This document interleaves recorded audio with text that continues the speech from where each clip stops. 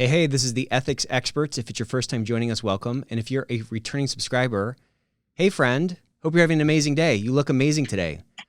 See what happens when you join the Ethics Experts? You get a bonus greeting on every single episode. So hit that subscribe button and join us as we change the world by making our workplaces better. Great episode today. Wait till you guys hear this. I am sure you're going to listen absolutely to the end. And we are talking with... See, we just do this live. This is all organic. This is all live. For those of you watching at home, I just saved the show, so that's great.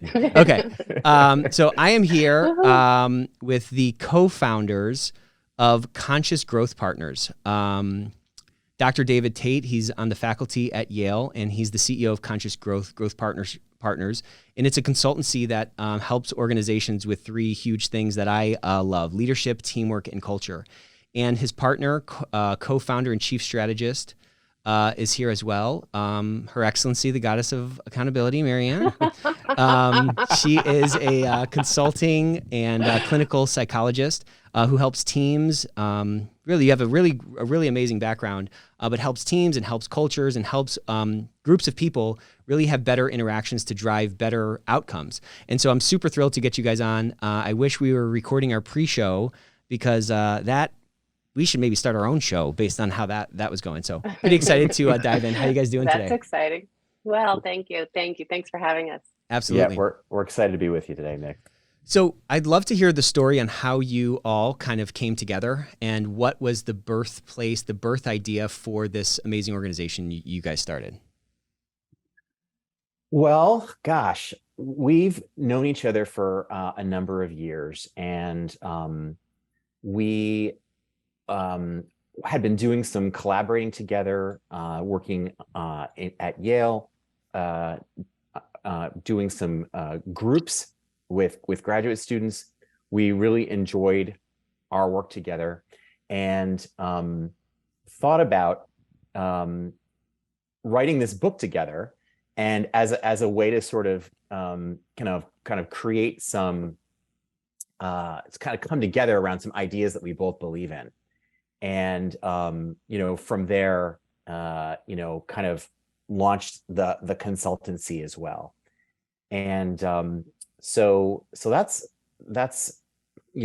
sort of in my recollection. Marianne, you may have a different story than that, but that's, Yeah, I could just fill it out a little bit with my experience. So right, as David said, we've known each other and we were working in some capacity together, and he was doing some executive ed trainings at Yale around accountability. And my passion is design. I love good design. So in addition to being a psychologist, I've had some training in instructional design.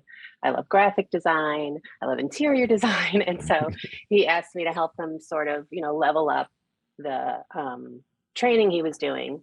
And both from a graphic design and instructional design perspective. And it was about accountability. And I love accountability. And from there, he was invited to author the book, and he asked me and our other co-author to join him on it.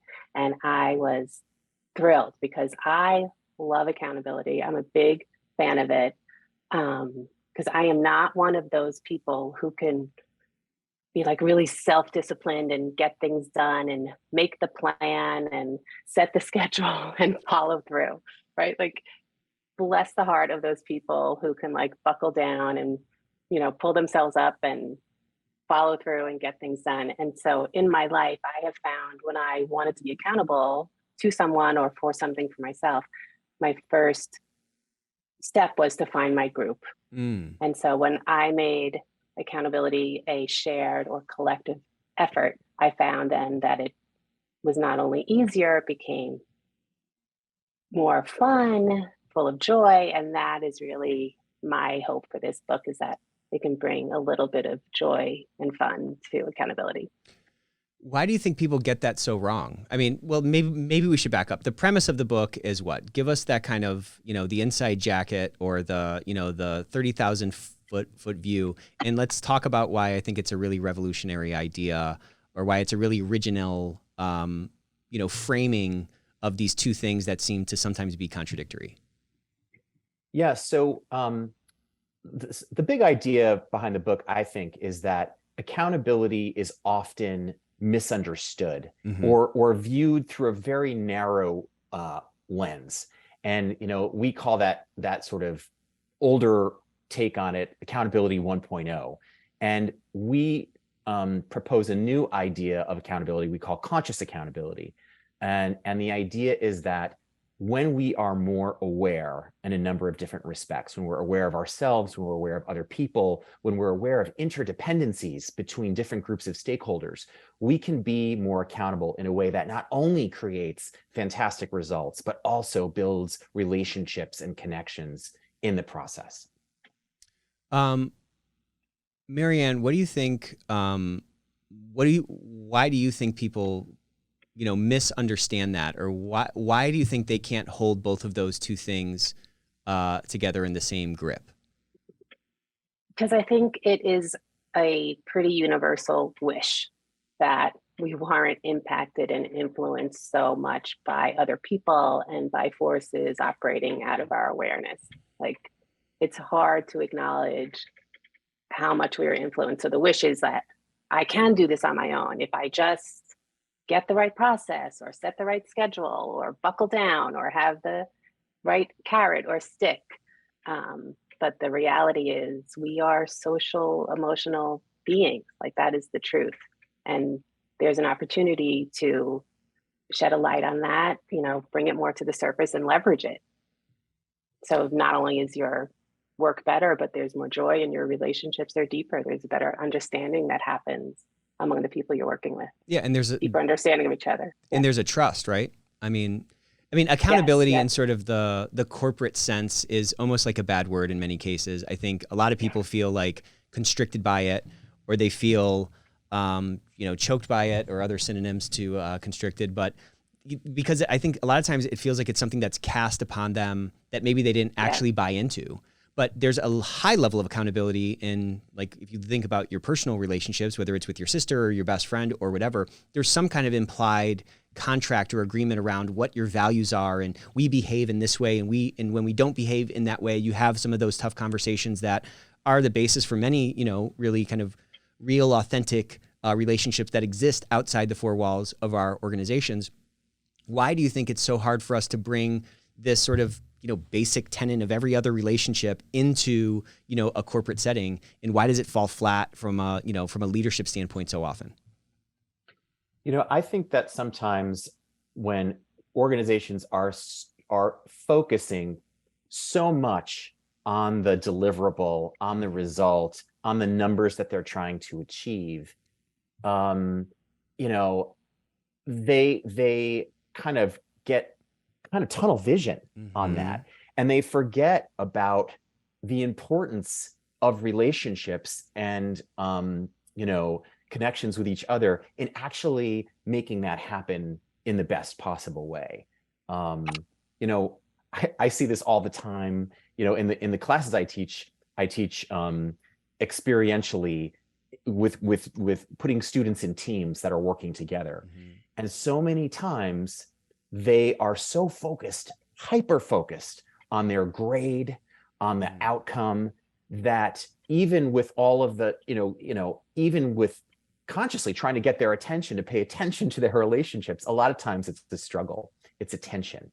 So I think so many times we're focused on that individual achievement, on the winning, and we forget to look left and right, to the people around us.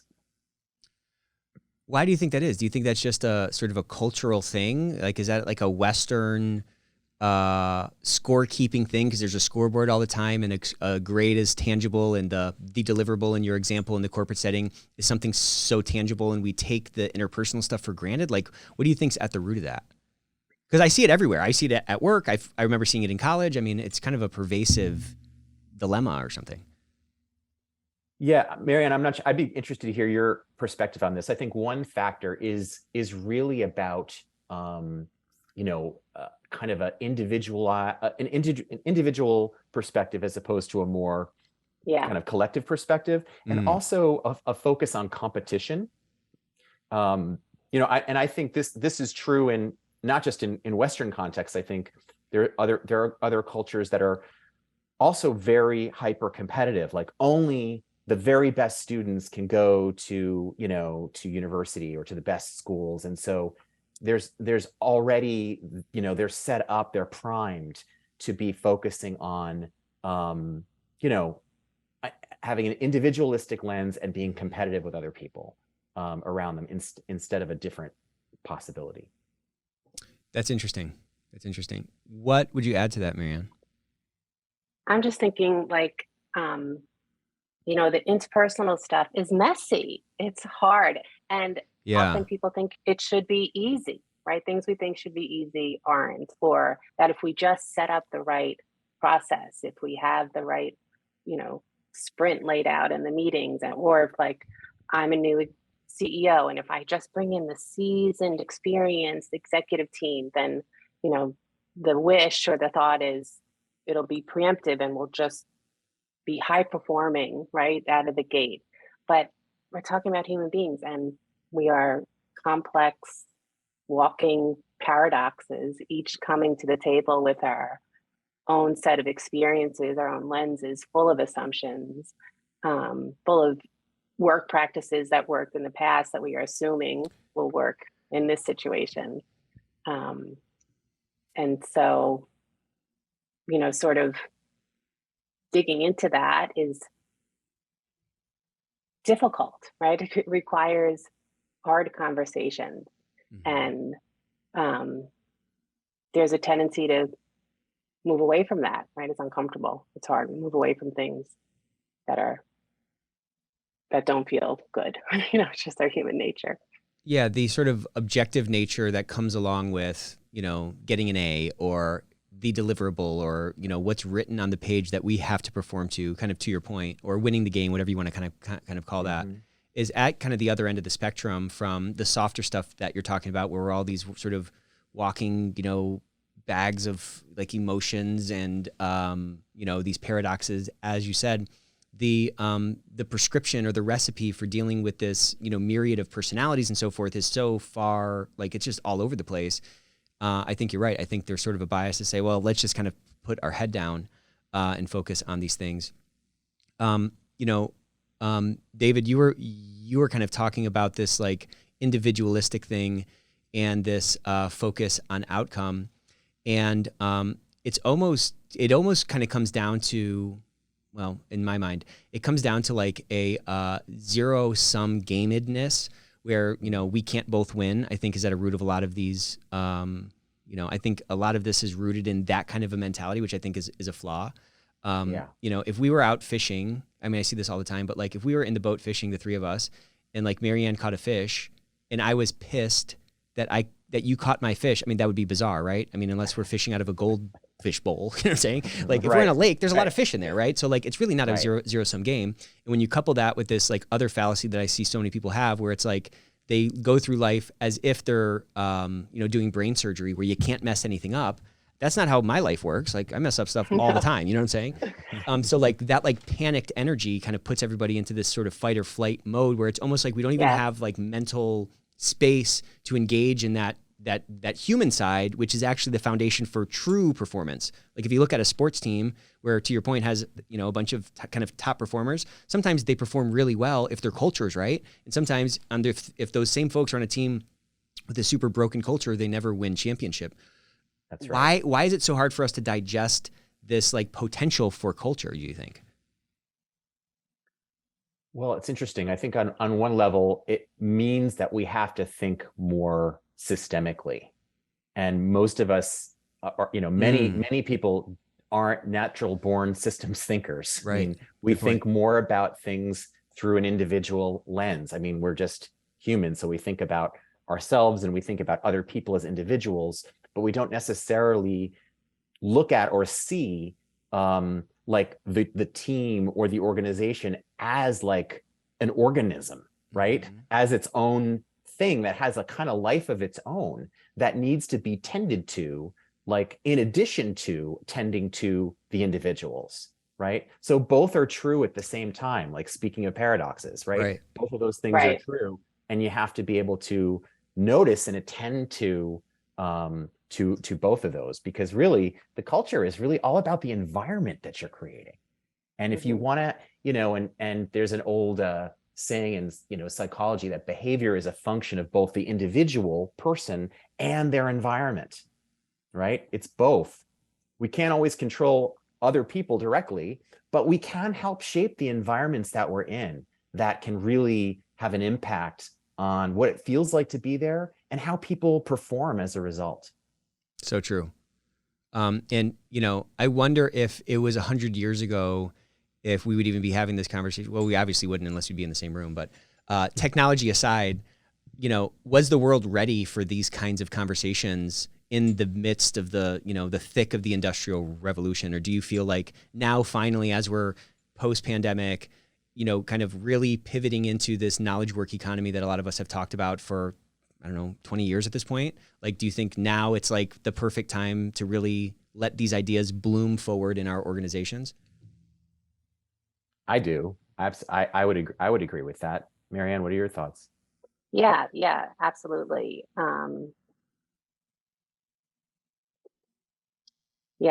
just lost my train of thought. There's something I was going to say about what you were saying before, David. Yes. So like, as we move forward, if we can shift the thinking of accountability from like the industrial age, like, individual responsible for getting their things done, to more of thinking of accountability as a collective endeavor, we're in this together, then I think people can lighten up or like not dig their heels in so much, because it's a little bit safer. You're talking about trust and safe. And so if we shift accountability from like, well, we're going to watch you and we're going to figure out who's to blame for this problem, where did it go wrong in the factory line or whatever, whose fault is it? It's sort of, we're all responsible, and where's the learning and what can we do to try again and get better at it over time? If it's the other way, like the more traditional way, it creates a lot of anxiety and people dig in and want to do things their way where they feel most comfortable, and they're not able to think of the whole system like David was talking about, because of the fear that comes with that sort of traditional accountability. But if it's shifted, then you can start thinking like the best teams or organizations where sort of everyone, there's a balance of individual and collective needs, and everyone is equally unhappy. Rather than like fighting for your way, Right around that unhappiness. Yeah. I think I'm kind of like, go ahead. No, go ahead. Like, well, just like that acceptance, like things are going to go wrong. We're going to mess up, and leverage that, like make the opportunity there. That's how we grow and get better. Yeah. I think to do that, we have to like design sort of workplace structures that allow for some coloring outside of the lines and some expectation that things are going to go wrong, and not every single thing, like back to my brain, surgery analogy, not like every single thing is like the end of the world. But, I'm kind of catching up to what David was saying before, where he was saying, there's this paradox and we have to kind of make time for both of these different ends of the spectrum. And I think in that industrial age where the assets were machines, and that was, all the value was produced largely by these, mechanical things, we didn't have to kind of account for both of those, ends of that spectrum, because you just had to have a guy or, pulling on a lever. Now though, where the, factors of production are people, we have to carve that time out, and we have to turn those light bulbs on, around making sure that people feel engaged, making sure that, our workplaces are creating, our workplaces are environments where this knowledge work can actually thrive. And I think when our focus shifts from like, the apex, the most valuable thing being a machine, to the most valuable thing being a human, well, then it makes sense. What comes along with that is like some mind space to address those assets, those people. You know what I mean? Right. Because knowledge is available to everyone. So that's no longer like an edge of any sort. So what are you going to do with that knowledge? How are you going to apply it? How are you going to have the whole brain at the table, right? So that requires you inviting all voices and all perspectives, and sort of this framework creates the space for that in a way that, like no one wants to be that person when it comes to accountability, right? You don't want to be like, well, we have to get this done, but you can sort of blame it on the framework, you can say like, all right, so if we're going to follow these practices that are spelled out in conscious accountability, if we were going to do this, what would we be saying to each other? So you don't have, like, it's an easy way of entering those more difficult conversations when you are trying to be creative or make something of the knowledge that's available to everyone, right? And you can make that tension constructive and creative. So what are some of those best practices? Or, maybe you can kind of describe this in like a picture of, what is a picture of an organization that would be so ripe to take a look at your book, or a team that would be so ripe to take a look at your book? And what things would you expect that team to put into place to have the biggest sort of bang for their buck, or the biggest, point of leverage to drive toward this, ideal sort of team, or this ideal type of organization that I think we all think can exist, that maybe wasn't, possible to exist 50 years ago or something? Well, I think that one of the biggest things that would position a team well to be able to take this on is just kind of the awareness of the necessity to step back and reflect a little bit on their own process. I mean, I think one of the biggest problems that we often see with people, in companies and executives these days is that people are so busy doing. Right. Very little time is spent stepping back and reflecting on the doing and the how are we doing what we were doing, and what is the impact that we're actually having on ourselves, on one another, right? So if the team or the individuals are willing to carve out a little bit of time to step back and reflect on their process, they can really benefit and utilize the framework that we've laid out. And it's called the Connect framework. It invites us to look at 7 practices, kind of our ways of being that help promote this kind of better version of accountability.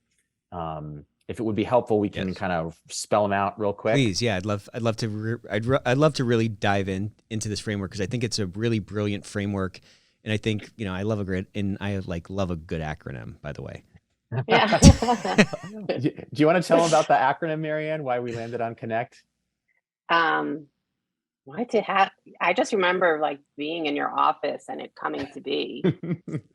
Well, I remember us having it. Yeah, we had all these Post-its on the wall and various kind of things, and then it kind of came to us.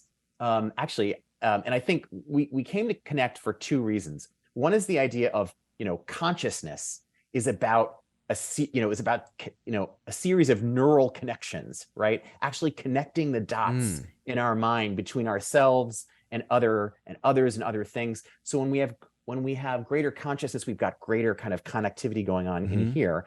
And then the second idea is that our model of accountability is very humanistic and interpersonal. And so the idea is that we have to be aware of like our connections to other people as we're trying to do accountability differently. So again, 2 different, references to the idea of Connect there. And I'm sorry, I would also add this. So maybe you want to make this 3 now. I'm just kidding. Okay. But I think accountability is most easy or most organic or natural when we are truly connected with the mission, or we're truly connected with like the thing. If I'm following a diet that my wife kind of cast on me, I guarantee you that I'm going to have some Nutter Butters in the car. You know what I'm saying? But if it's one that I really want to do and I'm super connected to it, then I'm going to be doing it. And my accountability doesn't need to be to somebody else. It needs to be to myself, because I feel so connected with that outcome. So it's really, it's just multi-layered word that is like the core. It's the glue that holds kind of all this stuff together. You got it. You got Fabulous. it. No, thanks for that ad. Do you mind if we, take it? Use that? It's all yours. It's all yours. Thanks. So let's go through it real quick. We start off with the C, which is create clarity. And it's because it's impossible to be accountable if we don't know what we're being accountable to. If we're not clear on kind of what is the outcome that we're driving, what is the result we're trying to create, and who's like, what's everybody's kind of responsibility in helping to create that outcome. So, and creating clarity sounds easy enough. No one sets out to be unclear, but as we know, language is symbolic, it's imperfect. And so there's all kinds of ways in which we miss each other all the time. And so clarity becomes more challenging to actually create. But if we do that well, it sets us up for from the outset for better accountability going forward. So that's the first practice. The second practice, the O, is opening up engagement. And here we're talking about kind of two things. One is kind of driving our own sense of commitment and that of others around us, trying to kind of help kind of increase that sense of commitment and passion that you were sort of referencing earlier. Mm-hmm. And then the other thing is opening up psychological safety, sort of trying to create a safe environment where people can feel like they can actually speak what's true for them, what they see, what their experience is about, and being able to share that. And that's really, really key in order to have honest conversations of all kinds, to get all of the voices in the room, all of the ideas, the challenges, the debates. You need people to feel really safe in order for them to be able to do that. 100%. Love that. Yeah. So the N, the first N, is nail it, which is simply do what you say you're going to do, right?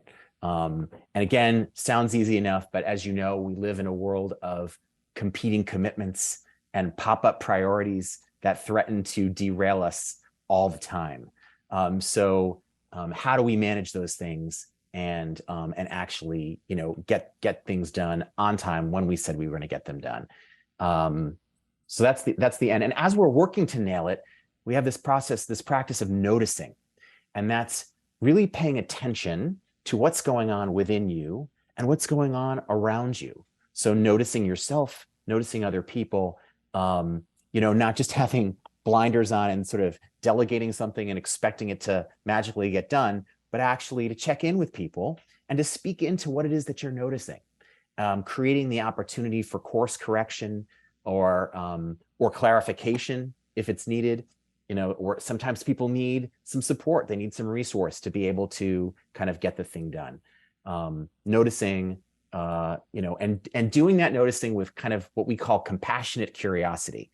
So doing it in a way that's non-judgmental, just sort of noticing the facts or noticing your own experience, but conveying that in a way that's non-judgmental, again, supports that safe environment to be able to do that.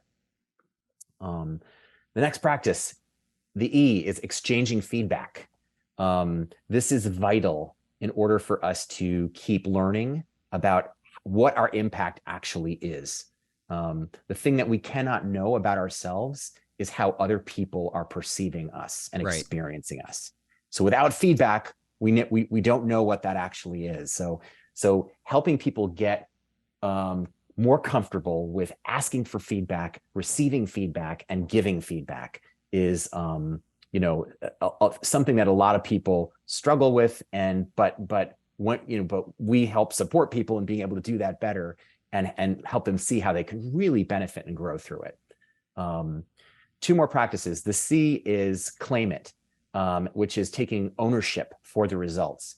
In order to take ownership, we have to know what our results were. So that means that we have to actually measure what we're doing in some fashion so we know how we did. Mm-hmm. But then to be able to share the credit and the success with the people around us who helped create it.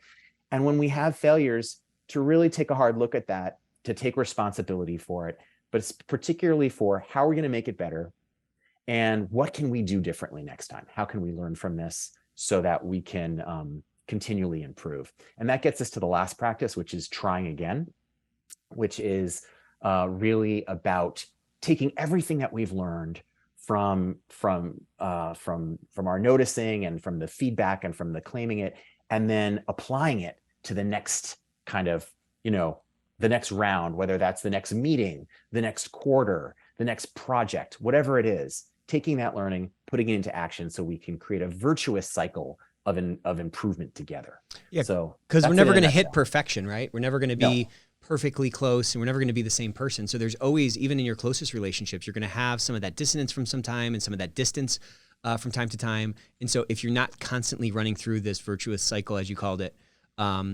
it's going to stagnate. And I think the natural state is going to be one of entropy and sort of distance and so forth. So we have to always be working on it.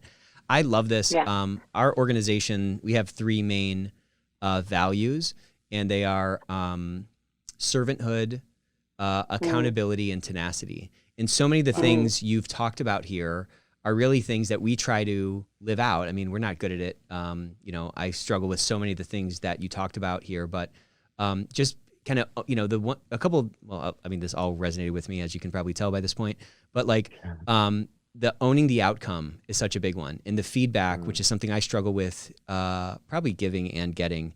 But those are, owning that outcome is such a critical one, because reality is our friend, right? But I think we've almost been conditioned to some point to never let them see you sweat, never say you're sorry. Love is never saying you're sorry. Also never saying you're sorry at work seems to be the status quo. But if you're living by that kind of a mantra, there's a lot of inauthenticity that must be, part of the equation, because who's not messing up all the time? You know what I'm saying? Right. Absolutely. And holding the growth mindset, right? So thinking of the mess up is the opportunity for improvement and learning and deeper connections, deeper relationships, right? So if you're not messing up or failing, right, you're stagnant, you're not growing. Great point. Another great point. Yeah. So it's really a signal that you're doing well in some regard. And what's interesting is that so many of these practices, they really do. I mean, it's not a linear thing that, I know that they're outlined in a linear way, but they're really connected on multiple different levels, and they're so interdependent, right? As I was, you were talking about, the opening and engagement and the psychological safety that must come along with that. Well, that's almost the border around the whole field that allows for so much of these kind of honest conversations to happen. If you don't think that you're hanging by a thread, then, which means that, oh my gosh, I can't mess up, which means oh, okay, I got to sweep this under the rug, which means I have to kind of, we've all worked in these places, or at least seen them, where it feels like when you walk in the room, you got to find a wall so you don't get knifed in the back. That breeds from the lack of psychological safety, where you can't be honest with each other, and you can't learn, and you can't mess up, and you can't, be be real about it. But another one that oh, go ahead, please. I was just saying that's where noticing can come in. I Totally, was thinking, you asked earlier, sort of what's the biggest bang for your buck, right? And I was thinking of your listeners who are HR and compliance professionals, and so noticing, I think, would be a great practice that could be preemptive, right? Before you get to the point of an investigation, if you lower the bar, right, to noticing, then, you can course correct sooner. You can uncover what is at risk or what may be happening. And if you bake it in, it doesn't have to be just so it can come about when you do notice something, and you can express that with care and compassion and curiosity, to a manager. Hey, I noticed you missed your last 2 one-on-ones with this particular director report. I'm just curious about that. What's going on there? But you can also dedicate time, weekly or daily or whatever works for you, to, okay, what did I notice, right? And so it's not just when it comes up, but if you bake it in, then you're sort of exercising that awareness and really strengthening that muscle of what's going on. And especially as we're more remote, right? If you bake it in and make it a practice, right? We have to do that because it's not happening organically as we're face to face and feeling the energy in the room of each other, right? So sort of being more intentional about it can really, I think that could help some of the HR compliance professionals that listen. I love how you kind of called it a muscle. And so if, God forbid, I read a story once, and somebody who they lost their sight, and after they lost their sight, their ear just got so much better. You can learn to notice more. on Zoom, even when you're yes, not yeah. in person, right? Like that's a muscle that you can absolutely exercise and get stronger.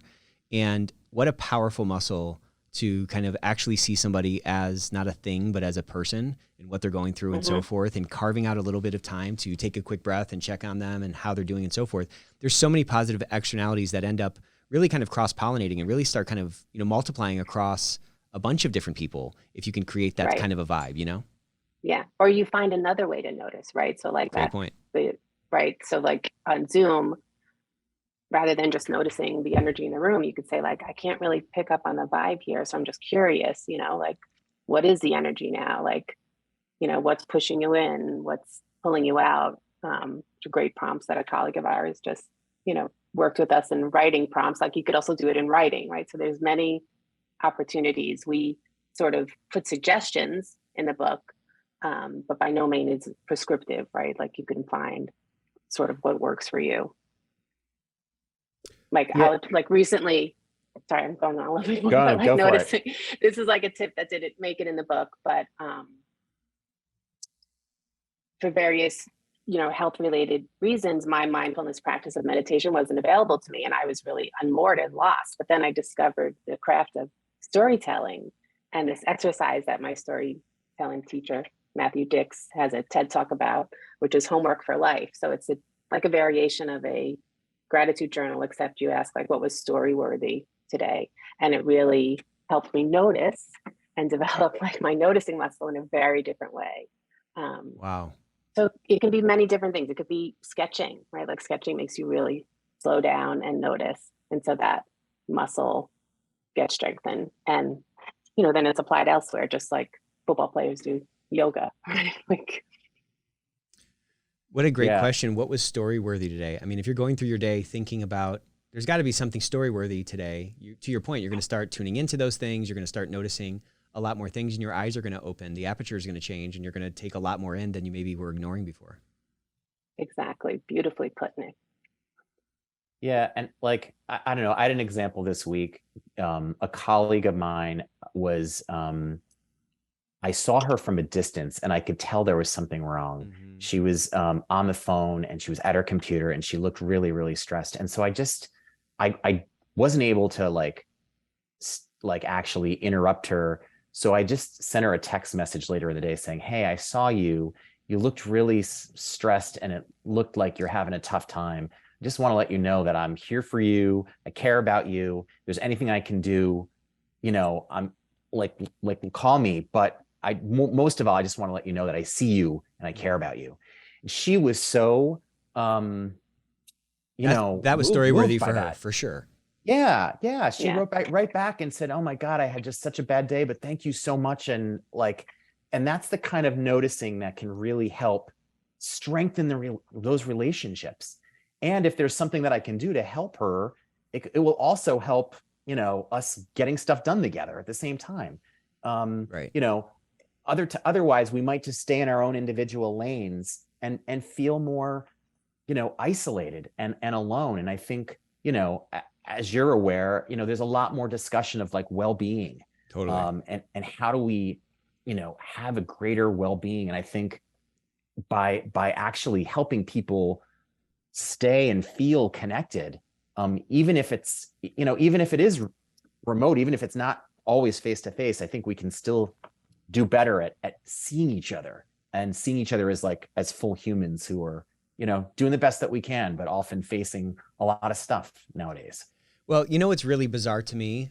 So here's my soapbox rant for the day. Well, for this hour. A lot of people would say what you said is so touchy-feely, and we're talking about well-being. Yeah. Get to work, get the work done. And yet those same people, if they were running a factory, would not be saying, what do you want to talk about maintenance for? Let the machines run. They would never say that. Do you understand what I'm saying? Right. Maintenance on machines is to industrial economy what wellness is to human beings in a knowledge work economy. We are the thing. We are, we're more stressed than we've ever been. Us having time for connection, that's what we run on. That's what we're wired for. You know what I'm saying? So anybody who thinks it is, touchy-feely needs to just give me a call, because I got a couple of words for them. Yeah. Well, you're preaching to the choir, my friend. Yeah. But I mean, that connection thing, I mean, the more connections we have, that strengthened your relationship with your friend for sure. Not only that, it also gave her, that perspective shift, because many times when you're in the weeds like that and you're having the kind of day that it sounds like she was having, that's, you can't see the forest from the trees. That allowed her to kind of, oh yeah, this is not maybe all that bad. Oh yeah, there are people around me that, care about me, and this is not going to be the end of the world. That little perspective shift just has such a big impact. And I'm sure that text had an impact on her house and on the people in her life, because she wasn't carrying, you know what I'm saying? It was just like a little pressure release. And it's something that's so simple, and it just takes a little bit of effort, and to your point, a little bit of noticing, to be able to like reinforce the thread count of the tapestry that is the cultures that we're building around ourselves. You know what I'm saying? That's absolutely true. Totally agree with that.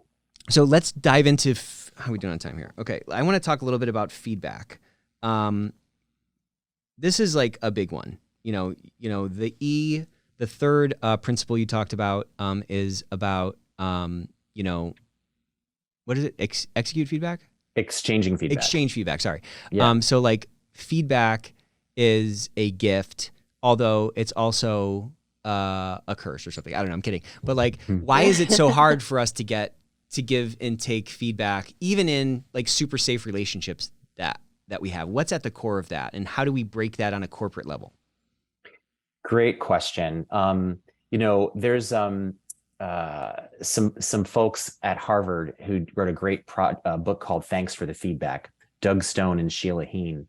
And their answer to that question, which I tend to agree with, is that human beings are kind of in a way like wired to get defensive around feedback. It's just really difficult for us to like, we are always in some ways trying to protect our egos. And so we often personalize, feedback in a way that's not particularly helpful.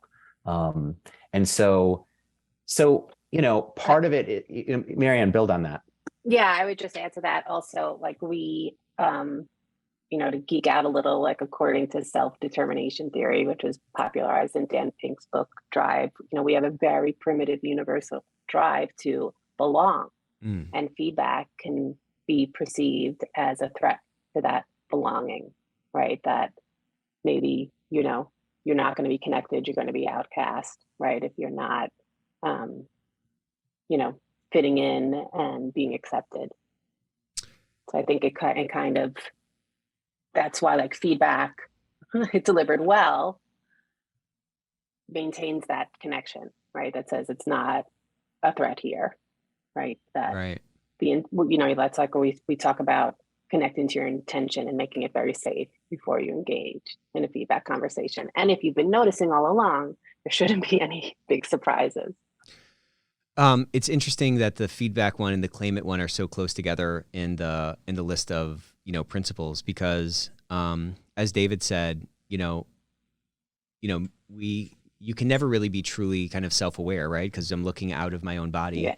I don't know how I come across, and yet we have this sort of like ego first tendency to not want to hear the feedback because anything negative is going to be dissonant, going to create some dissonance for us, and like we don't want to hear it, which then leads to ultimately like a burying of our own head in the sand, which means like we can't take reality as our friend.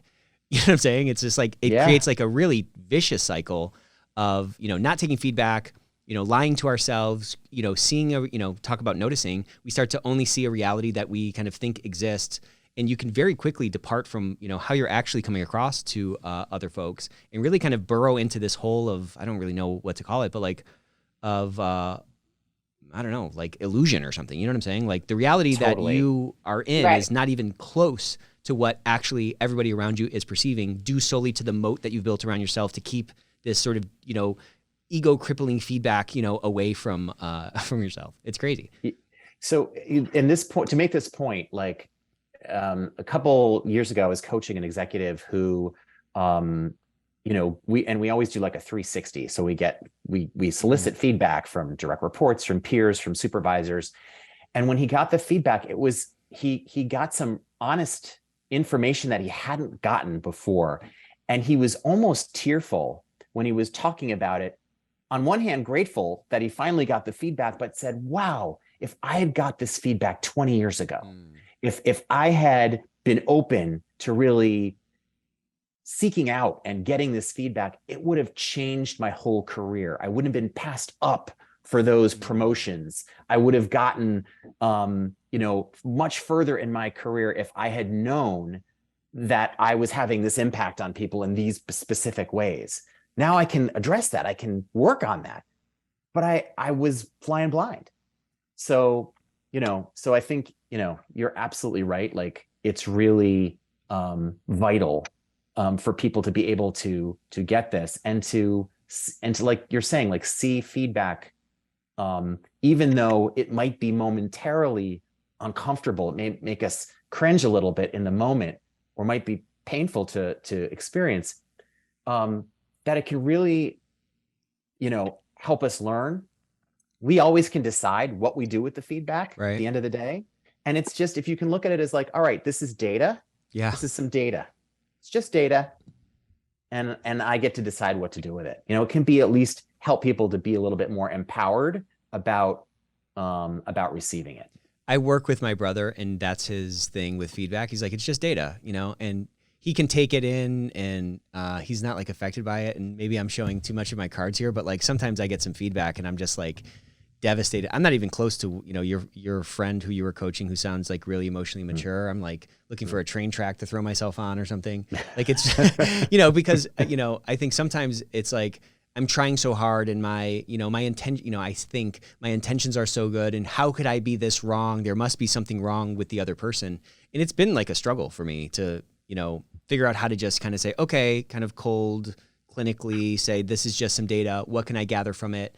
And not sort of mistakenly discount it beyond what it might, what is maybe like appropriate or something. You know what I'm saying? Yeah, you don't want to throw the value out of it either. Throw out the baby with the bathwater. But but there is this sort of kind of sifting through to figure out, like, all right, what can I own? What makes sense, to me?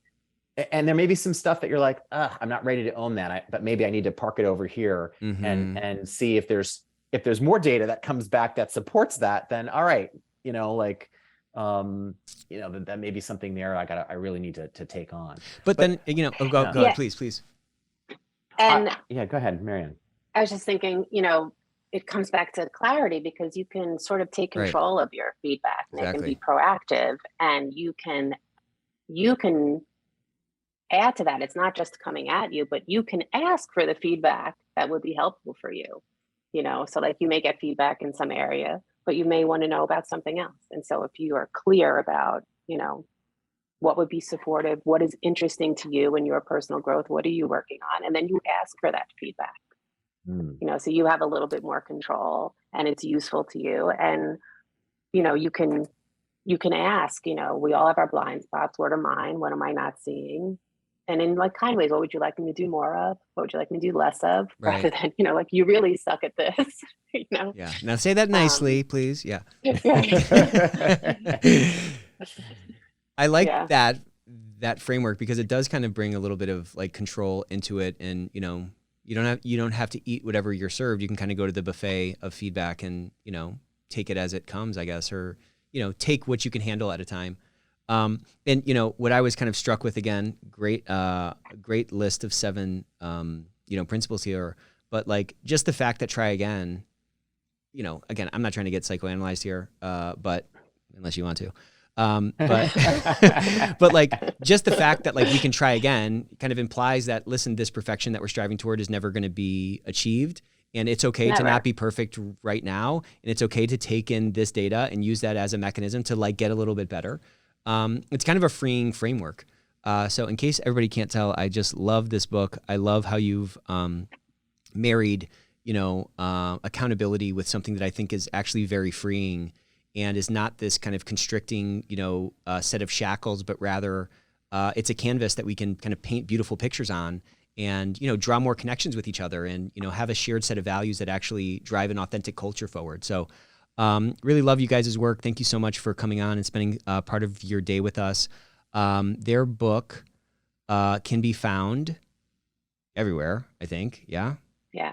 Amazon, Barnes and Noble, ATDs, the publisher's website, independent bookstores. And the website for your company is consciousgrowthpartners.com. Is that right? That's right. Very good. Correct. Well, thank you all for joining us. Reach out to David and Marianne on LinkedIn. Definitely buy their book. We didn't even get to talk about like how well designed the cover was. We didn't talk about training design. We may have to reconnect at some point because this was really a lot of fun, and I feel like we only really started to scratch the surface. We'd be happy to come back and chat with you about anything else, because I'm sure there's a lot more we could get into. So anytime. Absolutely. Yeah. All right. Until next time.